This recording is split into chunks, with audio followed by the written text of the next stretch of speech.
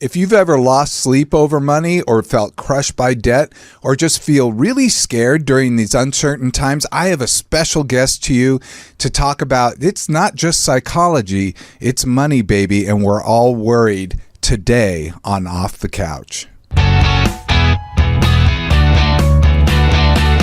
And welcome to Off the Couch with Dr. Greg, where psychology meets everyday life. I'm Dr. Greg Cason, psychologist, here with Brian Gomez, producer. Happy Monday, you guys. We have Noah on the board. Hi, Noah. What's up, Dr. Greg? Good to see you. And we have a really special guest today. If you've stuck around with the podcast, she was actually here 1 year ago. You are our very first guest. And it's Michelle Perkins of the Money and You with Michelle Perkins podcast. Yep. And you also have a website called LimitFreeLife.com. I love that I forgot it just that moment, even though I've been on it minutes before. But really great to see you. Welcome, Michelle. See you. This is great. I was so excited that you asked me to come back on. I love the show. Well, I asked you on for a very specific purpose because I wanted to do a show about debt and about how debt affects our mental health. And then the world collapsed. So when we're actually taping this on, what day is today? The 7th of April. Yeah. As of the 7th of April, we've had 3 straight days of stock market decline. Yeah.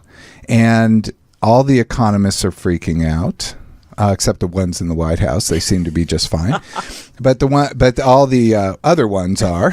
CNBC, yeah. Bloomberg, Forbes, or at least the ones I watch. And, and we're getting a lot of predictions by like JP Morgan and BlackRock and other places that say recession is a great possibility that we're going to start to deal with. So dealing with the subject of debt to me was super important, but then we turned up the heat. Yeah. So, okay. Well, I'm ready. No for pressure. No pressure. So let's talk about you for just a second. How did you become passionate? How did you become so focused on helping people with their money situations? Well, I wanted to help people from the start. I wanted to do what you do way back in high school, and I ended up not doing that. But then I became a CPA. I became a business consultant. I spent years in finance and accounting working. And then I found myself in a really challenging financial situation. Like, I knew what you were supposed to do, but I, in my own life, was definitely not doing it. And I was doing the opposite, really. And I had a family. I was running my husband's business while I was also working. And I was doing things that got us into a lot of debt, that used up all our savings at a time when we actually had just sold a business. We had a lot of money. And at some point when it was scary. I mean, I was losing sleep. I was trying to keep everything normal and not let other people know. But, I was laying in bed going, how am I going to fix this? And why am I in it anyway? Because I know better. So then I started learning about how much your relationship with money and your mindset and your psychology around money is actually running the show and making all the decisions that you're making for you. And I was fascinated by that. Never mentioned ever before in my years of school or work or anything. So I really dug into that, and I became kind of obsessed with it, because if people understand that piece, they can do so much better in their financial life. But people don't know about it. They think it's about the practical steps you take in financial management. They don't realize that you need to get your mindset right about either, how worthy you are to make a lot of money, or how you are as a spender, or how you are, with respect to either acquiring debt or not letting yourself acquire debt. I mean, these are all mindsets that will hold you back. So I just got really interested in it. And then I was doing career transition coaching and business coaching. And I realized that without this financial foundation around money and this understanding of your relationship with money, you're not going to make it to where you want to go in these other areas of life. I love it, because it couldn't be more important. But you're talking about a great mindset that will help people to earn more money. How, just a brief, but how does emotional distress or pain or depression affect people with their money? Yeah, it affects people for sure, deeply. And depending on, and this is where if you can build, in my opinion, if you can build a strong, solid mindset around your money, and if you can really understand who you are with money, what your relationship is, it's just like food. If emotional distress causes you to go out and eat your whole refrigerator, it can also be the same thing that will drive you, to Bloomingdale's to shop all day. They're very tied together. So, and you're looking for something. And so the more you know yourself, and the more you understand the decisions you make and why you make them, it's all emotionally driven.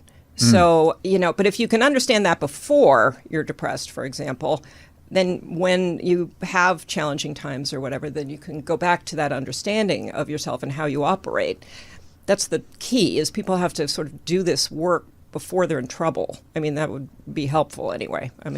Yeah, I suppose it would be that we not fall into it in the first place. Yeah. But if there's one thing I say is that we all fall. We don't know when we're going to fall. Right. So if your mindset is kind of bolstered by an understanding of how you work, you have some tools that you can go to, that's a big help, because you know how to get back up easier. Or you don't let your mind, hopefully, when you're depressed, as you know, I shouldn't be telling you what happens when people are depressed, No. Your mind gets very dysregulated and it's all over the place and it's negative. So it's very hard to see a positive, a way out that's, with a good outcome. So I became really interested in this topic because of which was an odd thing. Usually I'm swayed by, I have been swayed by newspaper articles before, but this was a newspaper article. Usually I'm swayed by studies that I'm reading, which I did find some others. But I found this article in the New York Times, which I sent over to you, and it'll be in the YouTube in my outline that I put on the YouTube page. But it's called Debt Nearly Buried Them, and here's how they got out of the hole. But the entire article was about a lot more than that. It was about 3 different people who all got to the point where their debt took them to considering suicide. Right. And how often do you see that people are starting to consider drastic action when they start to?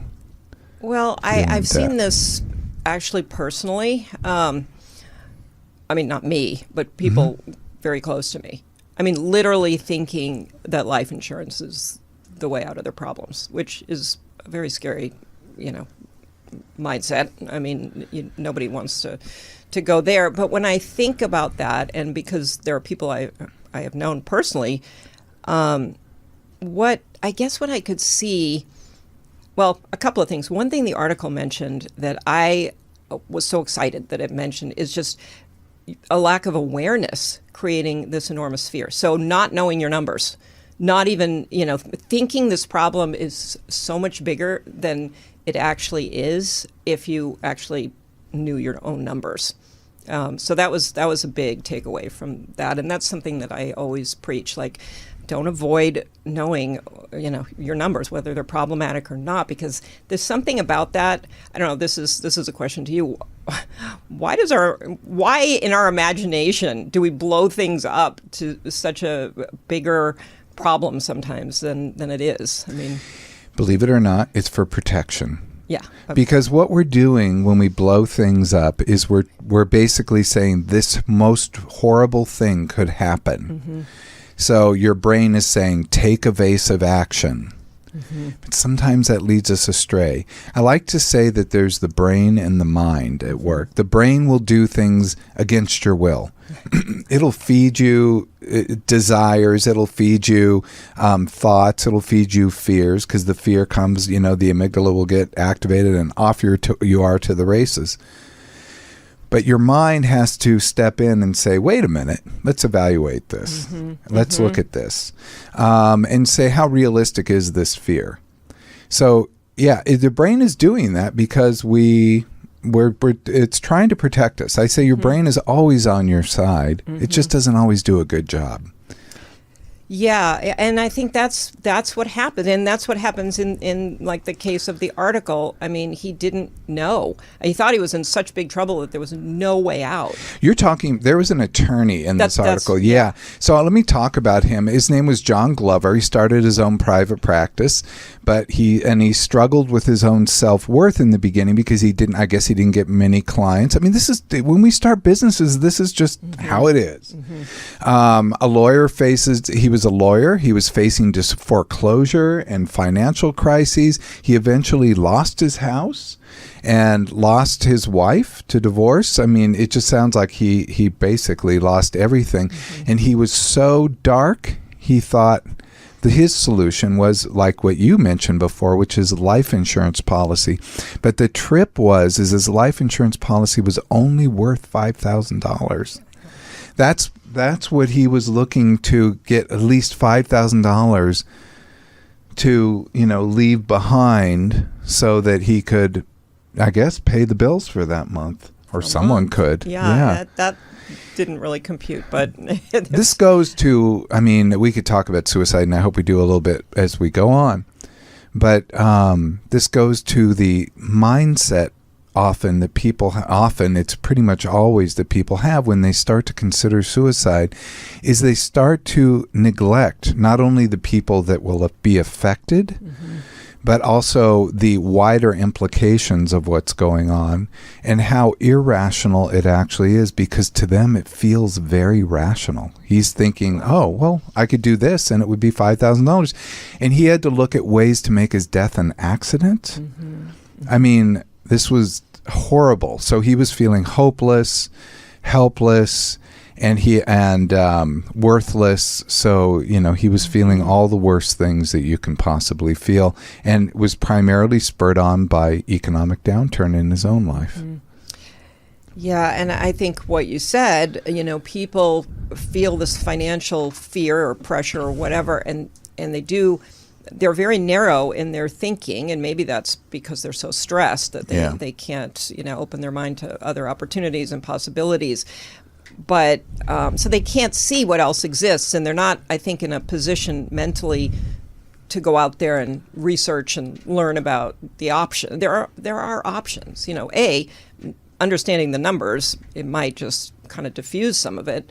Because I think usually our imagination makes it worse than it is. It's like that American Express that you just won't open because it's going to be huge, and then you find it's like it always is worse than I expect it to be. I was going to say they're usually better, but yours is a unique case apparently. I get a little loose with it sometimes, I think. But yeah, I think that sense of there aren't any options, which is not true. I mean, the financial world is full of options. I mean, they might not all be great, but I think, we just kind of narrow our perspective to this idea that I'm just going to lose everything and there's nothing I can do. And as I'm reading the article, I mean, there are things you can do. I mean, you need somebody else to help you see them, I think. I don't think maybe when you're in that position you're going to see them yourself. Well, you actually hinted just a few minutes ago about something you can do, which is to write it down, to track your expenses. Yeah, I would say that's number one. I think people, and I've seen this a lot, where people think they're in so much trouble, and they're just not looking at everything, for one thing. I mean, maybe you have to go into your retirement savings or something you don't want to do. But these things still exist out there. I mean, and that's the same with debt. I mean, debt, there are many, many solutions when you're deep in debt, but people can't see them a lot of times. There are many solutions, and I think it really is hard to see them. I've certainly been in this case. I think I've lived hand to mouth since I was 17 years old. Wow. And, and did I not, it was not until even after I bought a house, after we bought the house, the 2008 economic downturn happened a couple of years later. So we bought it in 2004, then 2006, the housing bubble, burp, and then 2008, recession happened. So, it's been a wild ride financially, but, it's also real life. Yeah, and I think real life is real life. Things happen. There's no, it's never going to be easy forever financially or in No. any other way. So it, I think you want to prepare yourself. What I worry about now is people are panicking, and I don't think panic ever works in any scenario that well. So I always go back to the things that, see your therapist or learn breath work or whatever it is that you need to kind of calm your nervous system down, because I feel like that's the first thing that you need to do so you don't make some rash decisions with your money. Yeah, no, that's actually, it's an interesting thing you say that. And there's a saying that I like from your profession, which is you can't catch a falling knife. They say that a lot. But, right now the knife is falling. Yeah. Yeah. And, the line you walk with what's happening now is you don't want to be doomsday, but at the same time, you don't want to pretend everything is great, and because it's not. But you also, again, this is, I kind of hate talking about this, but for some people, they will make a lot of money when everything starts going down. I mean, that's historically the way it is. People get rich in a depression. Or the rich recession. get richer, especially during these times. But I think part of that is because the rich are less afraid. And I think the people who, are more just regular earners and have real money issues, living hand to mouth, whatever. Sure.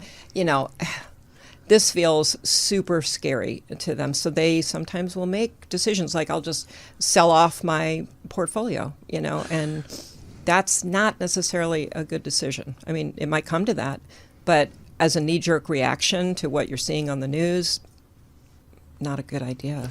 Well, this is very personal now. I'm just talking about my own self.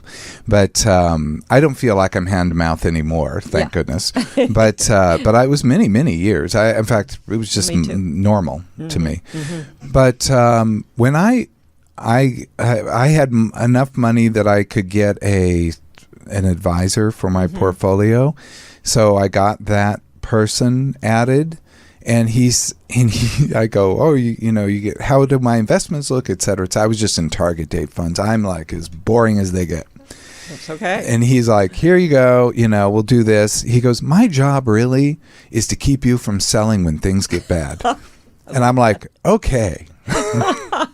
Yeah. That's exactly what he said to me. Well, and it's true. And I just told you guys before we started, we made that mistake. We sold everything we had right after 9/11, and totally out of fear. And I look back as it being one of the stupidest things we did ever. So I really regret it. Well, it was a panic move. It was not thought through at all. No. But, I always say, and I think I remember saying this to you a year ago when we talked about it. Good memory. Well, because we do things for good reasons. Mm-hmm. We do things, and again, it's out of protection.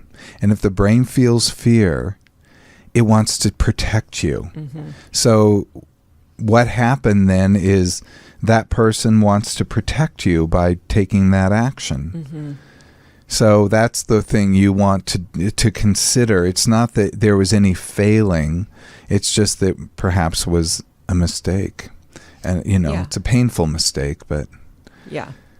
At the time, I remember it was your husband, you said. And at the time, it was, I'm sorry. He is to blame. But he was trying to do that to save the money. That's correct. Yeah. It wasn't, yeah. But with money, because money is so emotional, and people are so emotionally, tied up with their feelings about money. It's like any other emotional thing. We do make some quick emotional decisions that aren't well thought out or researched, or it is one of those things where you want to take a breath before you do something like that and give it some extra thought. Talk to some people. Talk to your advisor so he or she can tell you what their job is to not let you sell that. So Brian actually is in a very different time, money-wise, than perhaps you and I. Okay. Well, yeah, I feel like I got a head start on the layoffs, and I was laid off in October, and I never had trouble getting a job or anything till that happened and everything. And I feel like I didn't think I would fall into debt or, max out my credit cards or anything. Because it's like at that point, it's like, well, I didn't expect any of this to go this way, where it's like you guys said, it is overwhelming to like not even look at the number, until you really sit down and you're like, oh, okay. I didn't need to look at how I spent before until I got laid off, Yeah. That was how I worked with money, where it wasn't, savings didn't matter, like that was not even like a thing I thought I had to think about or anything. Right. That I'm like, oh, okay, real life is hitting now, Yeah, and that's the greatest point, because we operate, we think about these things when it's a crisis. Mm-hmm. And it was just like COVID. I mean, everybody's told everybody you should have an emergency savings, and nobody had one. And then COVID comes. Still don't have one. True. Yeah. That's so true. I mean, when everybody was getting furloughed and things were happening during COVID, and all I kept thinking was, oh my God, that advice about the emergency fund, like that's real. I kind of blew it off. The economy was good. And jobs, I mean, there were so many jobs. And so but yeah. And I feel like it's a little bit of that today. Now it's, again, you're very kind about all of these things. It's nobody's fault. Nobody would have expected what's happening right now to ever happen. Even a week ago. No, I know. I mean, this is like, wow. Yeah, nobody expected this. Nobody would have imagined this. And so I think we're all a little paralyzed, like trying to, like, what's happening. Which is appropriate, to be in shock and denial and to freeze. Right. So we can assess the situation. Yeah. So that we can take action. Yeah. That's part of fight or flight. We always fight or flight or freeze. Right. You can fight. You can run away. Those aren't the things to do. Right now, we need to kind of assess the situation before we take a step into this landmine-ridden area. Right. And as far as the jobs, that is a really, that's a whole other issue for people. I did hear an economist speaking on another podcast saying recessions aren't that bad for people who are employed. Like it's the unemployed people who are really hit hard. And so, you want to prepare yourself that way as much as you can too. Yeah, and I have a lot of friends that are still getting laid off with government jobs, everything. Just everybody seems like they're getting laid off at this point, that it's like, oh, we're all kind of in the same boat. And people, about to get in the even same though boat. the jobs report was just good, I keep running into, and you've run into this, that people are having trouble getting jobs. Oh, yeah. Yes. I'm telling you, I would never even apply regularly for jobs. Right. Like, it just was not a thing I had to do, which that's why I was so shocked like the last few months. And I'm like, wow, nothing is happening. And I get it, too. You have to look at the companies. They're also scared and don't know what to do, Yeah, they're waiting, too. It's all a big wait and see right now. But I just heard somebody from Harvard Business School speaking about that too. She was giving career advice and negotiation for raises and whatever, and she too was saying it is hard right now for people to get jobs. On the other hand, the companies are still hiring. It's just it's tricky. You've got to be really on it. You've got to be consistent, and networking. Networking has always been the best thing. That's always what pays off the best. Always. Yeah. It's who you know. Honestly, I've been so grateful to have like amazing people in my life and friends because I don't know how I would have done it these last few months. Like the article you guys are talking about, I'm so glad I haven't gone into that side of it, because I've had so many amazing friends literally just help me out along the way, which is a blessing that not everybody has, and that's been because networking, just knowing the right people and having the right people in my life to have my back. Right. Yeah, it's so important. And those are the things we don't really cultivate, like, and we need to, because when we need these networks, we need them. And people tend to, when they're in a job, stop networking. And then all of a sudden they're out of a job. And it's like, oh my gosh, I need to network. But if you'd been doing it all along, it's just, again, a better strategy. Or you could be like me. I was never into networking. Never. But I like people. So I used to like to go to events and things and meet people. Yeah. So I just had to reframe it that, if I'm just hanging out and like having a good time and meeting people, then that's good. Even if is it's a good. networking event. I'm not there. Exactly. I don't like to promote, but I like to meet people. Well, Right. that's how I network. I Yeah. don't like to go in as like, I'm here to network. I'm here to make friends. And those friends in this city especially, like, will help you get where you want to go, Yes. you know? Yeah, There you go. absolutely. When I think about, I work with a lot of clients doing career coaching. Most of them, it's a networking. It's some kind of networking that's helped them. Even old jobs. People have gone back to companies they used my to work God. at because old jobs. Old jobs are like the key, or people from the old jobs who are like, Yes. I'm at this new job and I thought of you. You'd be, 100%. I stopped getting those calls because I've now been out of the work world for so long. But yeah, I mean, sometimes choice jobs that I've had to like agonize. Oh, do I leave my private practice or go? And it's because of relationships. Yeah. Yeah. It's because of relationships. Yeah, they're gold. I mean, it's like your health. You need your relationships. And that article, that poor guy, I keep thinking about him now. But the other thing I really noticed about his story was he probably wasn't telling anyone. And when you keep these giant financial problems to yourself and you're too afraid to talk to anybody about it, that is just so isolating. And that's, I think, when you get really hopeless, because if you talk to people about it, they will come up with ideas. They might even lend you the money, but or they know someone who could lend you the money. It works out but people are not open about money. They definitely don't want to divulge their financial problems to other In people. fact, so on your podcast, Michelle, Money and You with Michelle Perkins, just a little promo. Thank you. You had a guy talking about the IRS and about taxes. He tells his personal story, so people can go listen to this if they want. It's probably a couple episodes back from the current. But he talks about himself being in tremendous debt, marrying his wife, and then not telling her, which we sometimes call financial infidelity. And then he sat her down, he said on Christmas Eve, and said, here's the scoop.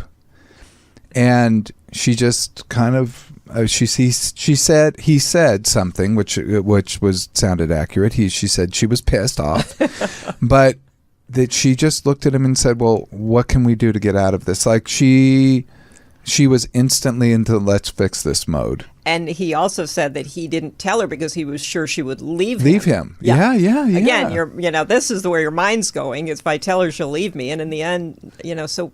We call that catastrophizing, Yeah. by the way. and that's so easy to do. And I feel like a lot of people are doing that now. But it doesn't always, how often do the catastrophes actually Almost happen? never. Almost never. It's very good to say. It's good to point that out. They almost never happen, but they are the thing that people obsess over are the catastrophes. Again, if we look at it that it's adaptive, like, okay, if we consider the worst thing might happen and can you deal with it? If we sat him down like in a therapy room and we got him to emotionally look at, if she leaves you, could you survive? You wouldn't like it. Your life wouldn't end, but could you survive? It would be very, very painful. And we'd walk through that experience enough to say, okay, that's very unlikely to happen, but we know that's basically the worst that could happen. Let's look at the other options. What else could happen? And you go through this as well. What I call that is building a psychological safety net that they know that the worst they can survive. So if they fall from the high wire, when he's going up there on the high wire, or he's doing trapeze to be able to meet with her and say, look, I got this issue, he could fall. Yeah. He could be tossed off, or she could bail.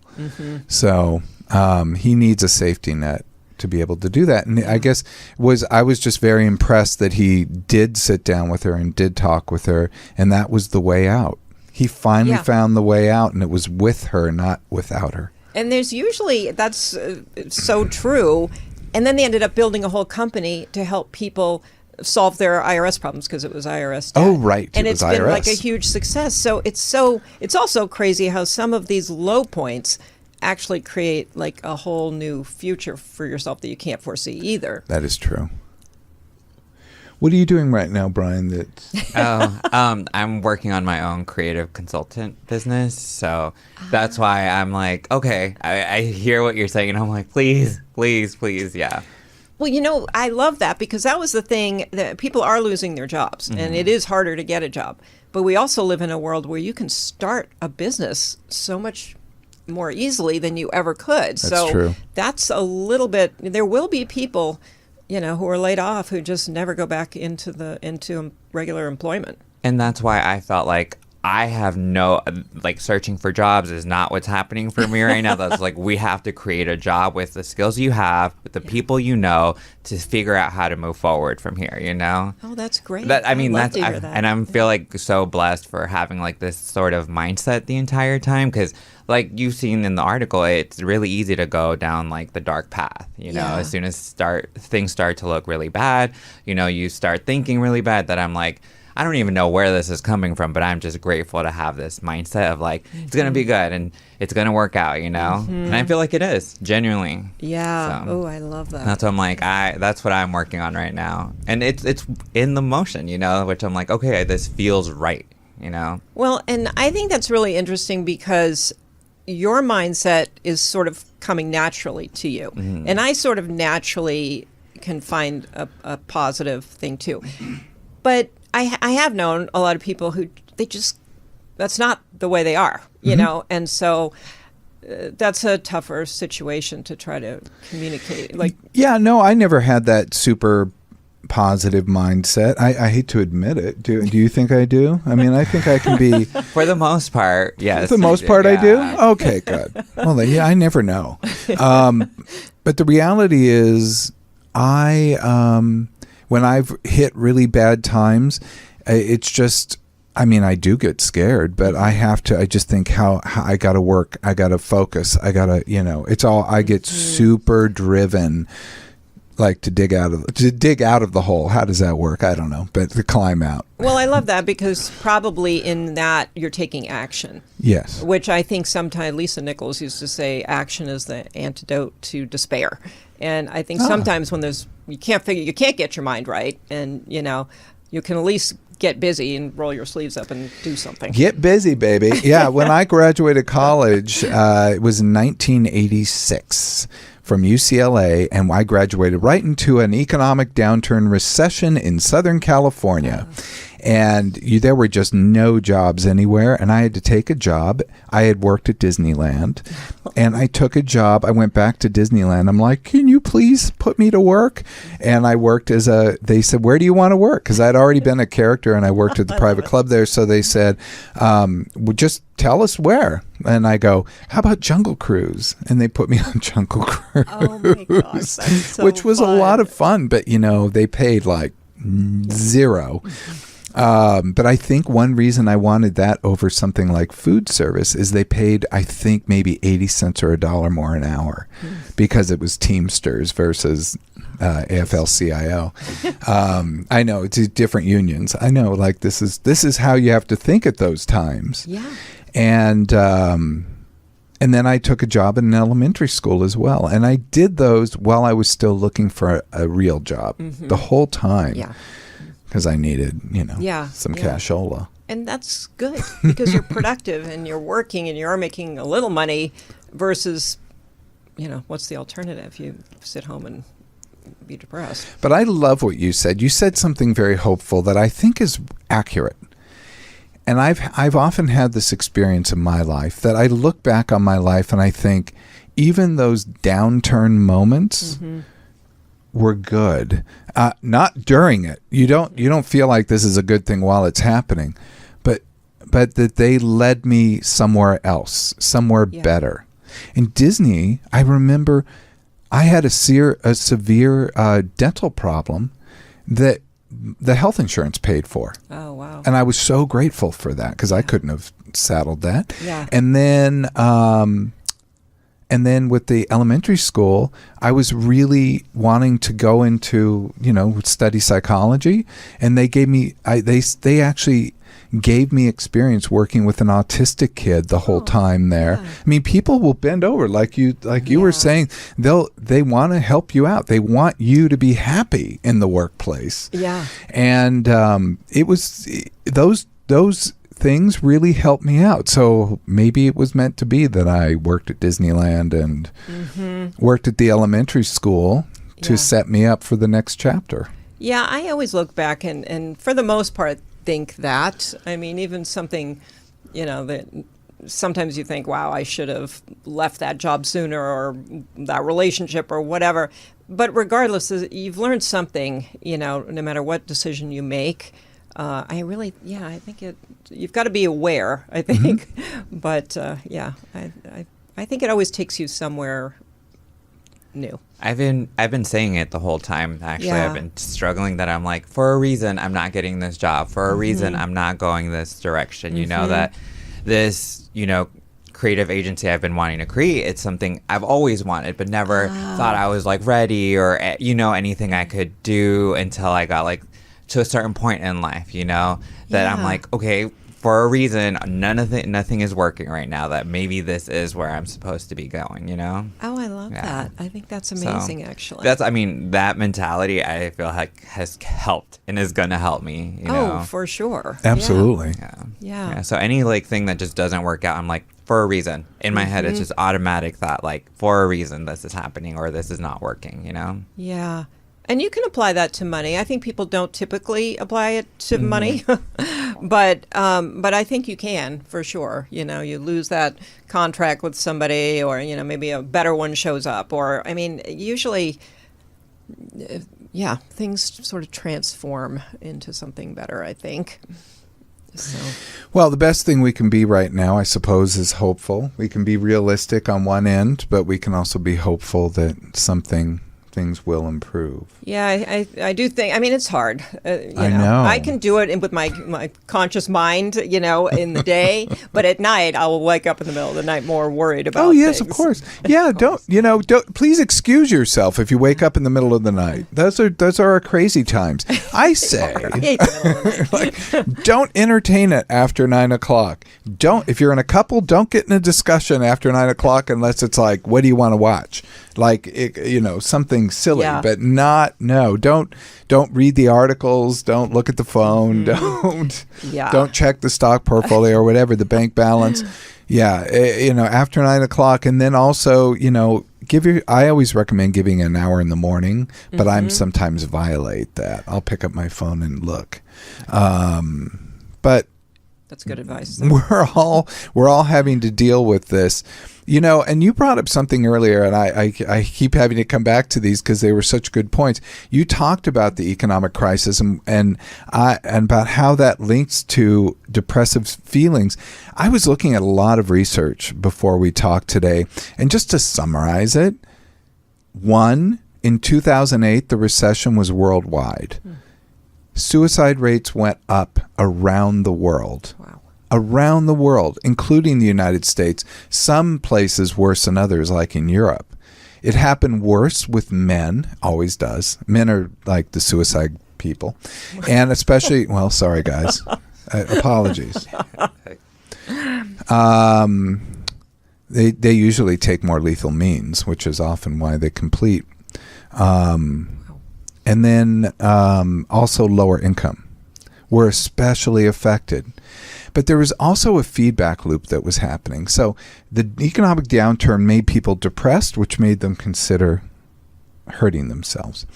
Also, people who already had depression, anxiety, and other mental illnesses were more likely to be negatively affected by the economic downturn, lose their jobs at almost twice the rate of the regular folk, and then also then consider and have much higher rates of suicide.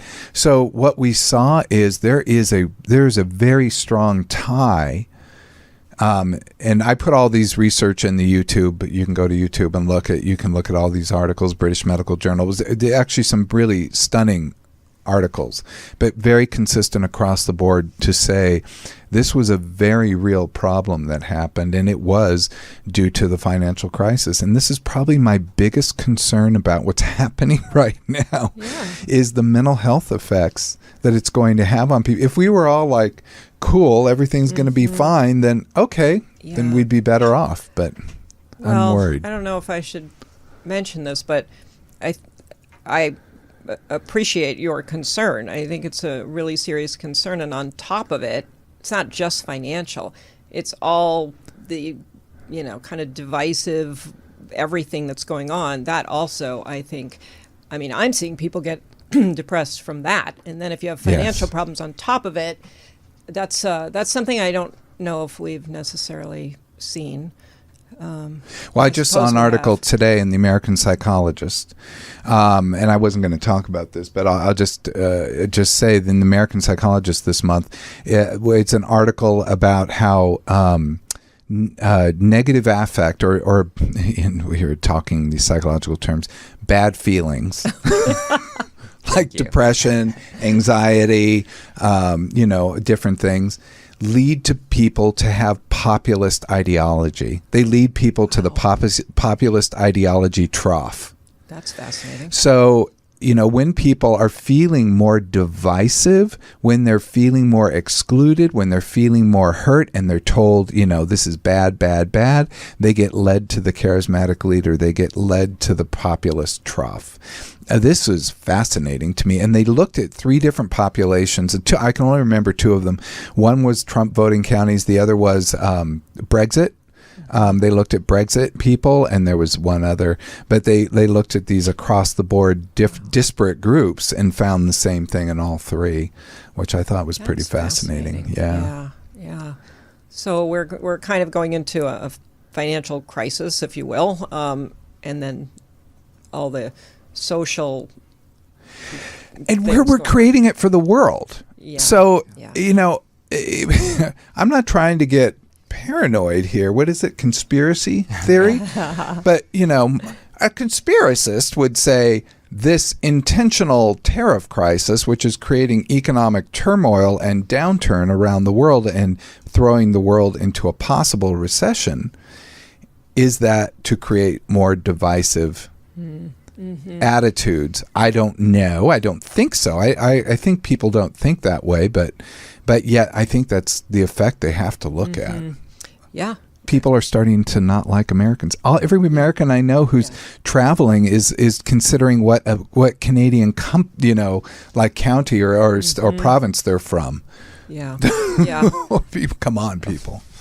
Yeah. I mean, it's from an emotional standpoint, I think we're in a very volatile time, which makes me feel like people really need to do that work. They need to understand what's going on with them and what's going on with their family members, and and have conversations. I think for couples too, it's going to be very hard, and so I think everybody needs to be talking more about what's happening and what the plan is and what they can work on. And like you guys have mentioned too, it's almost sometimes embarrassing to talk about like financial struggles or anything. But what I think we forget is that like if we have friends, our friends are supposed to be there for that. It's not a burden, and it's not like something that they don't want to hear or anything. Like I feel like we all forget that we can literally rely on the people in our lives, Yeah.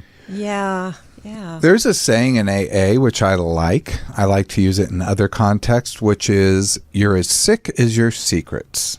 Ooh. Good. And it's basically, when we expose ourselves, when we talk about those things, it does help us, but it helps us in such a tremendous way, because what the biggest thing I think it helps with is the me too, and I've been there, I understand. Like knowing you as a financial expert have had financial struggles helps. 100%. Knowing that tax dude that you did, Jose, I guess his name was, maybe?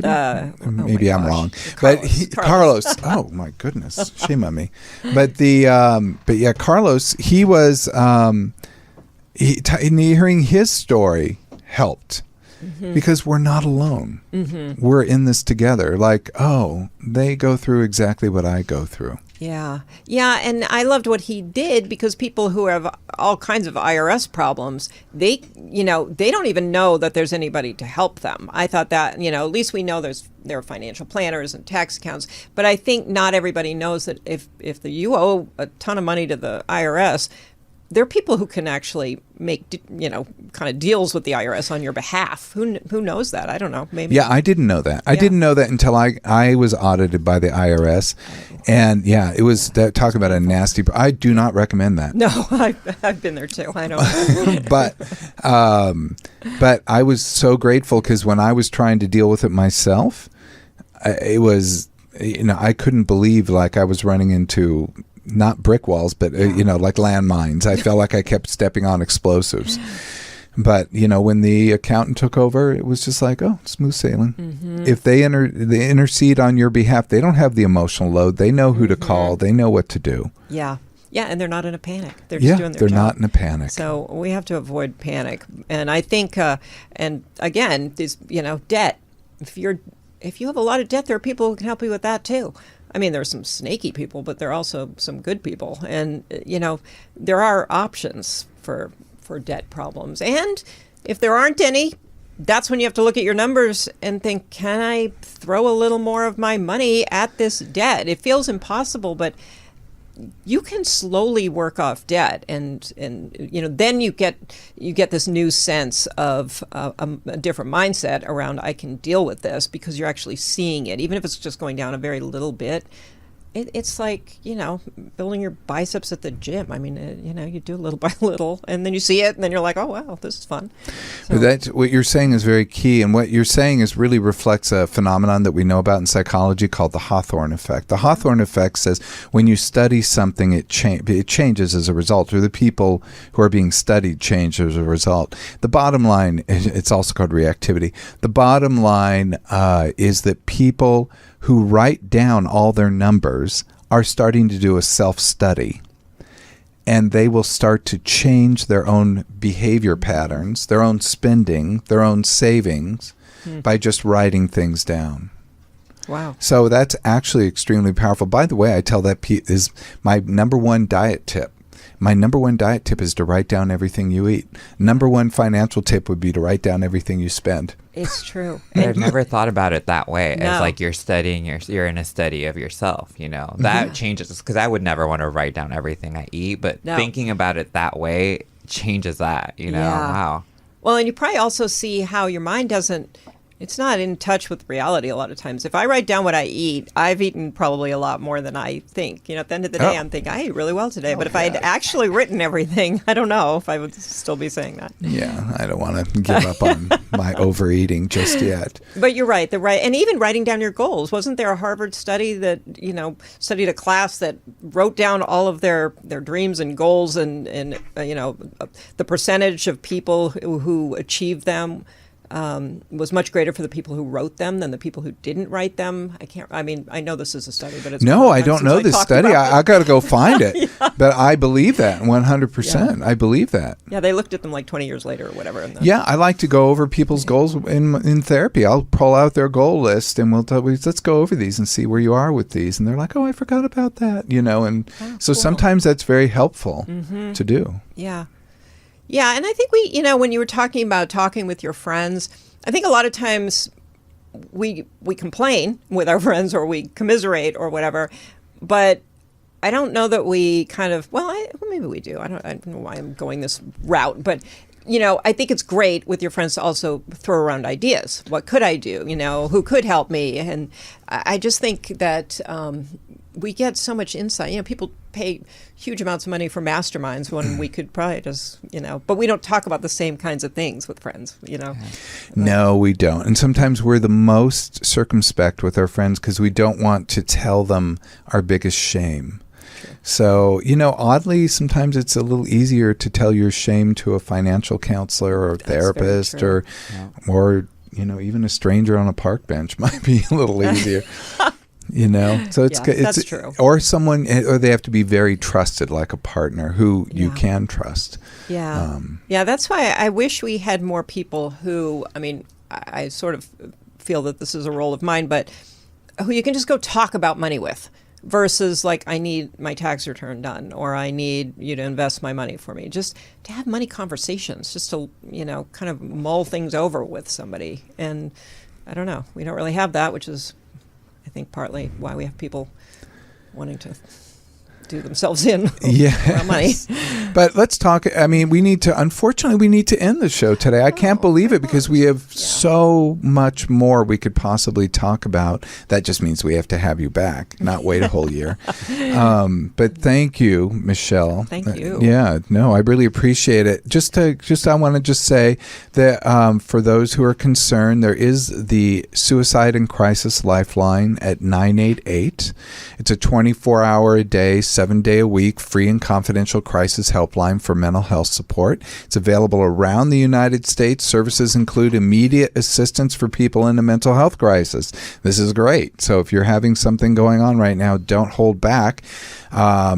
If it's a real emergency, you might want to call, you think that your life is in danger, you call 911, of course. But 988 is for just a little bit below that.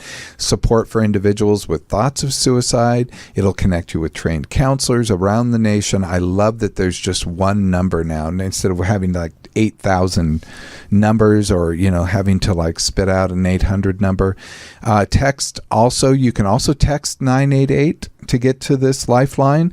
And if you want to look on the web, it's 988lifeline.org to chat with a counselor online. So that unfortunately wraps up the show for today. Reminder to subscribe, to give us 5 stars. I always forget to say those things. Links to the studies go to YouTube page, youtube.com/Dr. Greg. Also, if you have any questions, hit us up on the socials at Ask Dr. Greg.